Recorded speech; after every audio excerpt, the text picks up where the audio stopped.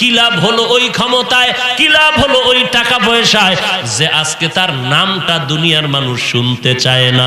ও সমস্ত বেঈমানগুলোকে আল্লাহ কিভাবে ধ্বংস করেছেন। ফেরাউন নামের একটা মানুষ দুনিয়াতে কোথাও নাই, নাম শুনলে মানুষ ঘৃণা করে। অথচ টাকারও অভাব ছিল না, ক্ষমতারও অভাব ছিল না। কাউকে যদি বলেন 1 লাখ টাকা দিব, তোর সন্তানের নামটা ফেরাউন রাখ। ওই টাকার মাস্তানি করে কি লাভ হবে, ক্ষমতার বাহাদুরি করে কি লাভ হবে, রক্তের গরম দেখাইয়া কি লাভ হবে। যদি তোমার এই গরমটা আমার আল্লাহ পছন্দ না করে, রক্তের গরম দেখায় কি হবে। যদি রক্তের গরমটা আল্লাহর জন্য দেখাইতে না পারো, নামাজ যদি পড়তে না পারো, আল্লাহর নবী বলেন সহিহ হাদিস, বেঈমান আর মুমিনের মধ্যে ব্যবধান হলো নামাজ। বেঈমানেরা নামাজ পড়ে না, মুমিনেরা নামাজ ছাড়তে পারে না। এখন তুমি চিন্তা করো, তুমি মুসলমান দাবি করো অথচ নামাজ আদায় করো না, আল্লাহর কাছে কি জবাব দিবা? জবাবটা ঠিক করিয়া কবর দেশে যাও আর পায়ে হাত রেখে বলবো তওবা করো। আল্লাহ তো অনেক রহমান, অনেক বড় দয়াময়, পাহাড় পরিমাণও যদি গুনাহ করে ক্ষমা চাও। আল্লাহ বলেন গুনাহ নিয়ে ময়দানে ঢুকছু, চোখের পানি ছেড়ে দে, মায়ের গর্ভ থেকে নিষ্পাপ সন্তানের মতো বাড়ির দরজায় ফিরে যাবি। তবে এ কথাও সত্য, আবু জাহালকে আমার নবী 13টা বছর পর্যন্ত বয়ান করলেন। আমার নবীর বয়ানে কোনো ভুল আছে? আছে ভুল? তাহলে আবু জাহাল আমার নবীর বয়ানে কালেমা পড়ে নাই। তা নবীর বয়ানেই যদি আবু জাহাল কালেমা না পড়ে, আমি হাফিজুর রহমান তো কোনো হিসাব করাটাও গুনাহ হবে। নবীর বয়ানে যদি আবু জাহালের মতো বান্দা 13 বছর বয়ান শুনিয়া যদি কালেমা না পড়ে, ঈমান না আনে, তাহলে আমার বয়ানে যে সবাই লাইনে আসবে এই ধারণা করাটাও মিথ্যা হবে। আল্লাহর কিছু বান্দা জমিনে থাকবে, এখানে বয়ান শোনার পরে হয়তো কেউ তওবা করবে আর নামাজ ছাড়বো না, মা বাবার সাথে বেয়াদবি করব না, বালিশে মাথা লাগায় চিন্তা করবে মরিয়া গেলে কবরে কি উপায় হবে। আবার একদল বান্দা এই ময়দান থেকে বিদায় হইয়া মোনাজাত দিবে অথবা না দিবে, বাইরে গিয়া বিড়ি টানবে, নামাজ পড়বে না, আর বলবে হুজুরদের কত কথাই তো বলে, সব কথা তো মানিয়া চলা যাবে না। হুজুরদের কথা হুজুরেরা বলবে, আমগো বাহাদুরি আর মাস্তানি আমরা করব। এই ময়দান থেকে এমন লোক উঠে যাবে তওবা কবুল হবে না। এই ময়দান থেকে এমন বান্দা চলে যাবে নামাজের আজান শুনবে কিন্তু মসজিদে যাবে না, আর একদল বান্দা আজানের আগেই মসজিদে গিয়া হাজির হয়ে যাবে। এটা কপালের ব্যাপার, আল্লাহ কবুল করলে হেদায়েত পাবে, না হয় হেদায়েত পাবে না। আল্লাহর কাছে তৌফিক চাও, হে আল্লাহ আজ থেকে তওবা করে নিলাম, আর অন্যায় করব না, নামাজ ছাড়ব না। আল্লাহ তুমি আমাদের মাফ করে দাও। 5 ওয়াক্ত নামাজ বা জামাত আদায়ের তৌফিক দাও। 5 বেলার নামাজ বান্দা আদায় করবে, 5 ওয়াক্ত নামাজ পড়বে। এই কথাটাই আল্লাহ তাআলা বলেন, যেই বান্দা বিশ্বাস করবে গায়বের মালিক আল্লাহ ছাড়া কেউ না, প্রমাণ হলো তার মধ্যে তাকওয়ার 1 নাম্বার গুণ পাওয়া গেল। গায়বের মালিক কোনো পীর না, গায়বের মালিক কোনো ওলি না, গায়বের মালিক আমার দুনিয়ার কাউকে আল্লাহ বানান নাই। আল্লাহ পাক বলেন নবী দুনিয়ার উম্মতেরে জানায়া দেন, কুল লা ইয়ালামু মান ফিস সামাওয়াতি ওয়াল আরদ لا يعلم من في السماوات والأرض الغيب إلا الله। আসমানের বাসিন্দারা কেউ গায়েব জানে না, জমিনের বাসিন্দারা কেউ গায়েব জানে না, ইল্লাল্লাহ, একমাত্র গায়েবের মালিক হলেন আমার আল্লাহ। তাকওয়াওয়ালাদের জন্য 1 নাম্বার গুণ। 2 নাম্বার গুণ হলো ওয়ায়ুকিমুনাস সালাহ, নামাজ কায়েম করবে। কি করবে? নামাজ কায়েম করবে। আল্লাহ বলেন নামাজ কায়েম করবা। কত ওয়াক্ত নামাজ কায়েম করবে? ও বান্দা কত ওয়াক্ত নামাজ কায়েম করবে? 5 ওয়াক্ত নামাজ সপ্তাহে একবার, তাহলে প্রতিদিন 5 বার 5 ওয়াক্ত নামাজ আদায় করো। আল্লাহ বলেন উম্মতের জানায় দেন পাঁচ বেলার নামাজ যারা পড়বে আমি আল্লাহ খুশি হইয়া তার আমল নামায় 50 ওয়াক্ত নামাজের সওয়াব দিয়ে দিব। আপনার উম্মতের জানায় দেন, এশার নামাজ যদি জামাতে পড়ে ঘুমায়, আবার যদি ফজরের নামাজ জামাতে উঠে আদায় করতে পারে, আমি আল্লাহ ঘুমের অবস্থা সময়টাকেও নেকের পাল্লায় ওজন দিয়ে দিব। মকুন সুসতি নামাজে পাঞ্জে গানা ফাওয়াইলুল লিল মুসাল্লিনাল্লাযীনা মুমিনারা ইনামাজ ইমদাদ দা ইস্তাঈনু আয়াতে কুরআন বাখা। 5 ওয়াক্ত নামাজ পড়ো রে বান্দা, আল্লাহ বলেন নামাজ কায়েম করো। কেমনে কায়েম করবা? তার 1 নাম্বার ব্যাখ্যা হলো নামাজটা তুমি সময় মতো আদায় করে নাও, 1 নাম্বার ব্যাখ্যা হলো। 2 নাম্বার ব্যাখ্যা, বান্দা তুমি জামায়াতের সাথে নামাজ আদায় করো, এও হলো নামাজ কায়েম করা। জামায়াতের সাথে নামাজ আদায় করো, নামাজটার ভেতরে খুশু খুজুর সাথে তুমি নামাজ আদায় করো, বা জামায়াত নামাজ পড়ো। জামাত সারা নামাজ পড়বা না। মুফতিয়ানে কেরাম ফিকহার কিতাবের মধ্যে লেখেন, আল জামাআতু সুন্নাতুন মুআক্কাদাতুন লা ইয়াতরুকুহা ইল্লাল মুনাফিকুন। জামাতে নামাজ পড়া অবশ্য কর্তব্য, সুন্নতে মুআক্কাদা। মুনাফিক ব্যতীত জামাত তরক করতে পারে না। জামাতে নামাজ আদায় করো, এই হলো কায়েমের অর্থ, বা জামাত নামাজ পড়ো। ওয়ারকাউ মা'আর রাকিঈন, জামাতের সাথে যদি নামাজ আদায় করেন, এই যদি হয় নামাজ কায়েমের ব্যাখ্যা। ব্যাখ্যা কিন্তু একটা না, কায়েম করার এটা একটা ব্যাখ্যা হলো সময়, নামাজটা জামাতের সাথে আদায় করো। আর 2টা ব্যাখ্যা আছে কায়েম করার। ওই 2 ব্যাখ্যা না জানলেই উম্মতের মাঝে কিন্তু পেচ লাগা শুরু হয়ে যাবে। বলে জামাত ছাড়া নামাজ কায়েম হবে না। আল্লাহ তো নামাজ কায়েমের কথা বলছেন, আল্লাহ তো নামাজ পড়তে বলেন নাই। তো নামাজ কায়েম করলে যদি জামাতে পড়া লাগে, আম্মা জানেরাও মসজিদে ঢুকিয়া যাও, আম্মা জানেরা জামাতে শরীক হও। না না, আম্মা জানদেরকে সমাজের মধ্যে কেন চলতে নিষেধ, পর্দা কেন করতে বললেন? এর একমাত্র কারণ উম্মতের জাহান্নাম থেকে বাঁচানোর জন্য। কারণ এই ফিতনা, নারীদের ফিতনা থেকে যেন উম্মতেরা বেঁচে থাকতে পারে। কারণ নারীর চেহারা যেমন আকর্ষণ, নারীর কণ্ঠের আওয়াজটাও তেমন আকর্ষিত আওয়াজ।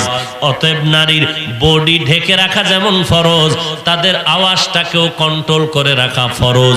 এই নারীর দল, খবরদার বেগানার সাথে কখনো কথা বলবা না। এরে বেগানা পুরুষের দল, বেগানা নারীরে কখনো সালাম দিবি না, সালাম দেওয়া জায়েজ নাই। বেগানারে সালাম দেওয়া যাবে না, কারণ সালাম একটা শান্তির আওয়াজ। সালাম হলো মোহাব্বতের আদান প্রদান। এই সালামকে কেন্দ্র করে কণ্ঠের আওয়াজ যখন আদান প্রদান হবে, বেগানার কণ্ঠ যখন আসবে, মোহাব্বত তোমার ভেতরে ঢুকবে। কারণ তোমার অন্তরের মধ্যে ময়লা আছে, নাপাক লাগানো আছে, তোমার ভেতরে যৌবনের নাপাক লাগানো আছে। কণ্ঠ শুনলেও তুমি ওদিকে ধাপিত হয়ে যাবে। এই জন্য একদিকে কয় এই পুরুষেরা বেগানারে সালাম দিবা না, নারীদেরকে কয় নারীরা ওই ভিন পুরুষের সাথে মধু লাগাইয়া কথা বলবা না।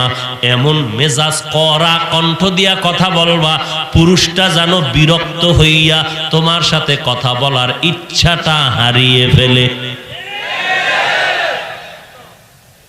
আল্লাহ কি পরিমাণ চায় বান্দাকে জাহান্নাম থেকে বাঁচানো। নামাজ কায়েমের অর্থ জামাতে পড়ো, জামাতে নামাজ আদায় করো। এই মাত্র একটা ব্যাখ্যা, আরো দুইটা ব্যাখ্যা আছে নামাজ কায়েমের। ওই ব্যাখ্যা দুইটা যদি না জানে তারা চিল্লায় বলবে মা বোনদের মসজিদে ঢুকাও। খবরদার, মসজিদে নেওয়া যাবে না, মা বোনদের জামাতে নেওয়া যাবে না।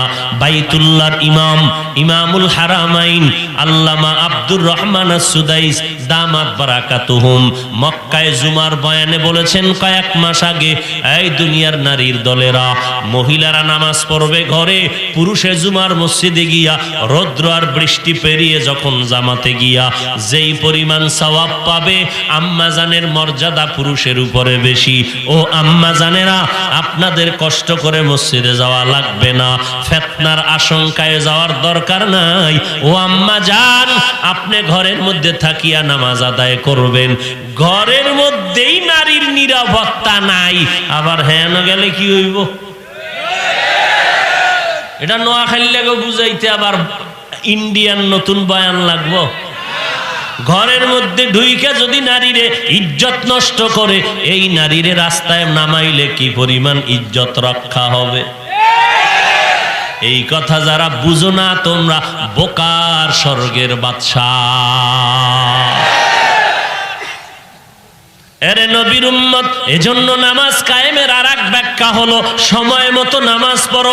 ও আম্মা, সময় মতো নামাজ পড়লেও নামাজ কায়েম হয়ে যাবে।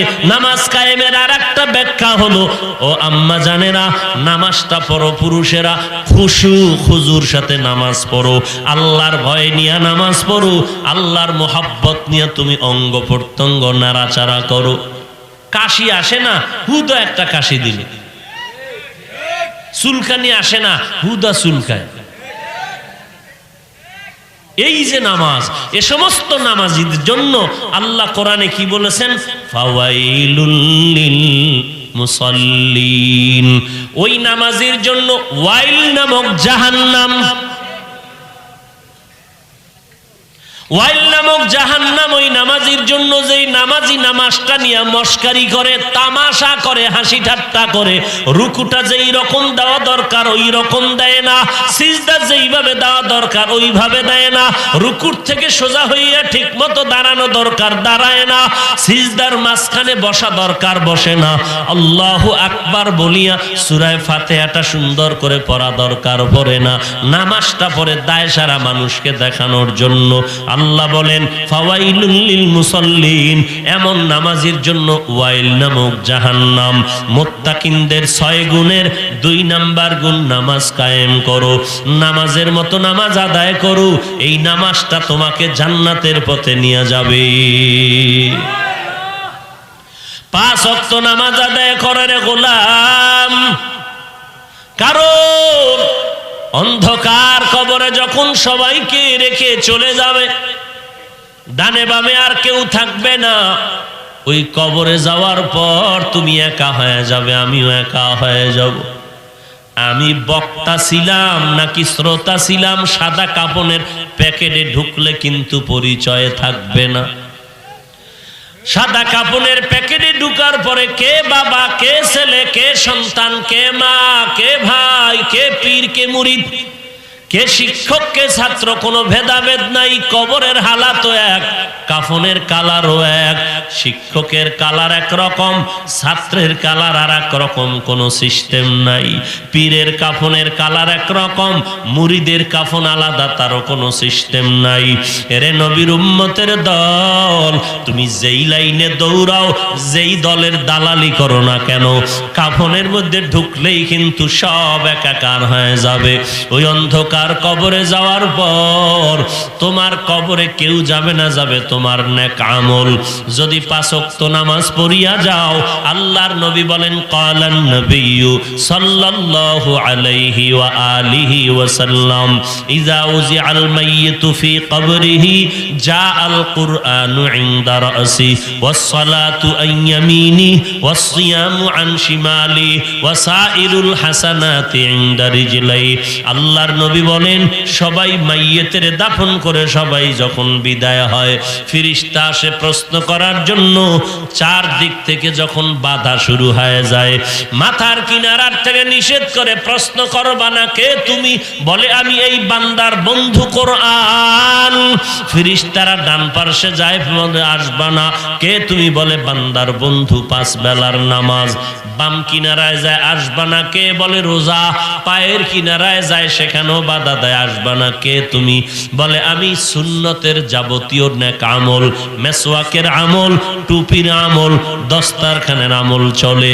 এরে নবীর উম্মতের দল, দস্তারখানের সুন্নতের আমল করছেন আমার নবী। আল্লাহর নবীর জলিল কদর সাহাবী বেঈমান দুনিয়াদার বাদশার দাওয়াতে চলে গেলেন। খানা খাইতে বসার পর দস্তারখান বিছাইলেন, খানা পড়ে গেল, খানাটা উঠাইয়া খাইলেন। বাদশার লোকেরা বলে এটা অভদ্রতা। এটা কি অভদ্রতা? আল্লাহর নবীর প্রিয় সাহাবী চিৎকার করে বললেন, আতুরুকু সুন্নাতা রাসূলিল্লাহি সাল্লাল্লাহু আলাইহি ওয়াসাল্লাম, আমি কি আমার এই মুহাম্মদের মুহাব্বতের সুন্নত ছেড়ে দিব? লিহাউলা ইল হুমাকা, এই মূর্খদের কারণে আমি তো নবীর সুন্নতের ছাড়তে পারি না। সমাজের মানুষ কয় অভদ্রতা, মদিনার নবী কয় খানার শেষে প্লেটটা চেটে চেটে খাও, এটা সুন্নত ভদ্রতা। আর দুনিয়াদারেরা কয় হুজুরেরা প্লেটটা চেটে খাওয়া এটা অভদ্রতা। খানা পুরাটা দস্তারখান থেকে উঠাইয়া খাওয়া নবীর সুন্নত ভদ্রতা, উম্মতেরা কয় অভদ্রতা। এরে নবীর উম্মতেরা, আমার নবীর সুন্নত গুলো একটা একটা করে যদি তুমি বিভিন্ন ওজোর দিয়া বাদ দিয়া দাও, বলো নবীর সুন্নতের আমল জমিনে আর কারা করবে? হিন্দুরা তো করবে না, বৌদ্ধরা করবে না, খ্রিস্টান ইহুদিরা করবে না। নবীর সুন্নতের আমল করবে নবীর আশেক মুহাম্মদের উম্মতেরা। আজকে তুমি মুহাম্মদের উম্মত দাবি করো, মাথার মধ্যে টুপি নাই, মাথার চুলগুলো মদিনার লাইনে নাই, তোমার গালের মধ্যে দাড়ি নাই, তোমার পাঁচ ওয়াক্ত নামাজ নাই, মদিনাওয়ালার পোশাক নাই, সুন্নতের খবর নাই। তুমি নবীর শাফাত কি করে আশা করো? আল্লাহ মাফ না করলে তোমার উপায় নাই রে বাবা। আল্লাহ এই মহামারী দিয়া তওবার পথে আহ্বান করলেন। আল্লাহর ভয় অন্তরে ঢুকাইয়া জাহান্নামের ভয় নিয়ে তারপরে মুসলমান হয়ে কবরে যাওয়ার পর আর কিন্তু ফিরে আসার কোনো সুযোগ হবে না। মোবাইলেও যোগাযোগের কোনো লাইন হবে না। ওই কবর হবে গুনাহগারের জন্য ভয়ঙ্কর আযাবের স্থান।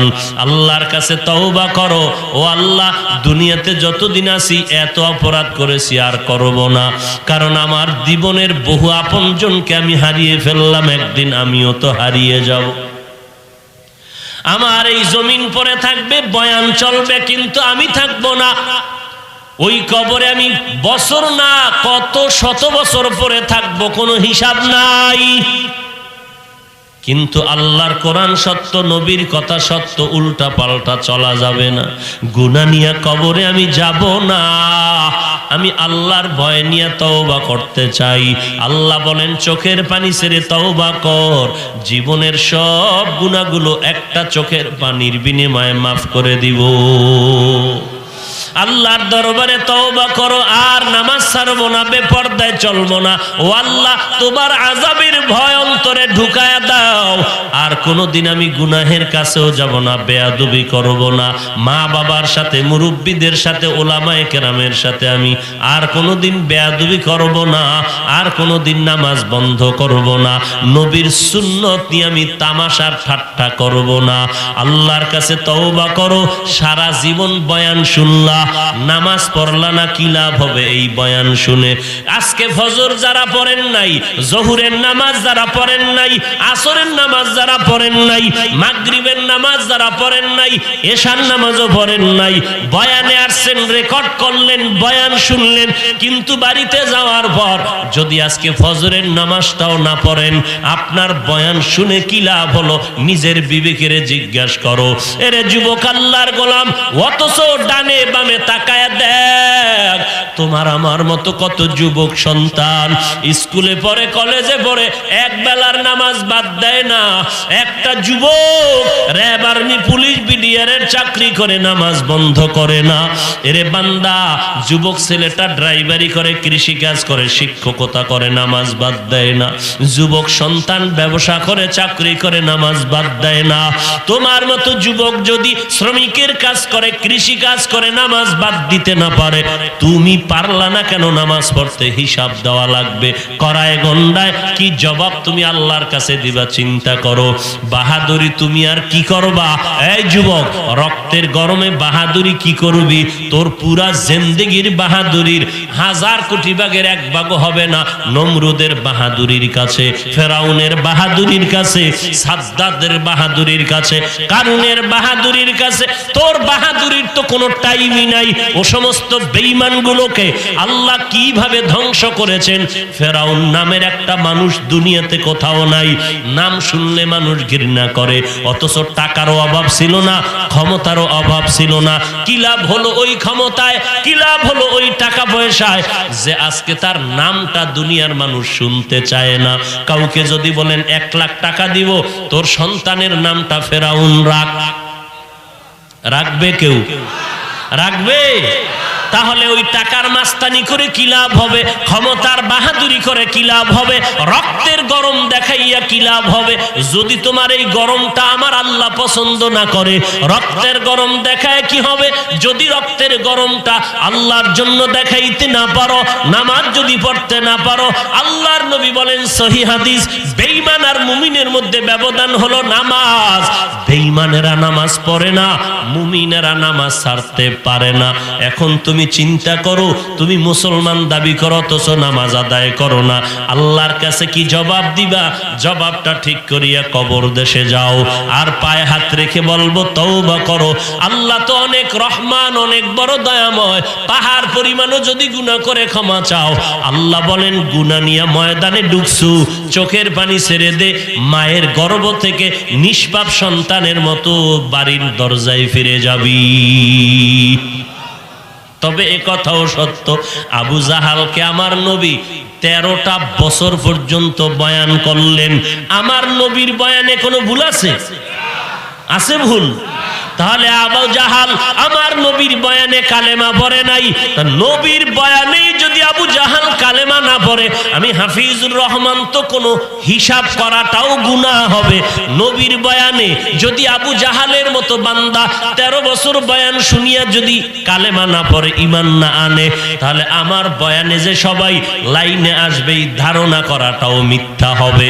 আল্লাহর কিছু বান্দা জমিনে থাকবে, এখানে বয়ান শোনার পরে হয়তো কেউ তওবা করবে আর নামাজ ছাড়বো না, মা বাবার সাথে বেয়াদবি করব না, বালিশে মাথা লাগায় চিন্তা করবে মরিয়া গেলে কবরে কি উপায় হবে। আবার একদল বান্দা এই ময়দান থেকে বিদায় হইয়া মোনাজাত দিবে অথবা না দিবে, বাইরে গিয়া বিড়ি টানবে, নামাজ পড়বে না, আর বলবে হুজুরদের কত কথাই তো বলে, সব কথা তো মানিয়া চলা যাবে না। হুজুরদের কথা হুজুরেরা বলবে, আমগো বাহাদুরি আর মাস্তানি আমরা করব। এই ময়দান থেকে এমন লোক উঠে যাবে তওবা কবুল হবে না। এই ময়দান থেকে এমন বান্দা চলে যাবে নামাজের আজান শুনবে কিন্তু মসজিদে যাবে না, আর একদল বান্দা আজানের আগেই মসজিদে গিয়া হাজির হয়ে যাবে। এটা কপালের ব্যাপার। আল্লাহ কবুল করলে হেদায়েত পাবে, না হয় হেদায়েত পাবে না। আল্লাহর কাছে তৌফিক চাও, হে আল্লাহ আজ থেকে তওবা করে নিলাম, আর অন্যায় করব না, নামাজ ছাড়ব না। আল্লাহ তুমি আমাদের মাফ করে দাও, 5 ওয়াক্ত নামাজ বা জামাত আদায়ের তৌফিক দাও, মা বাবার খেদমত করার তৌফিক দাও, গুনাহমুক্ত জিন্দেগি দান করো।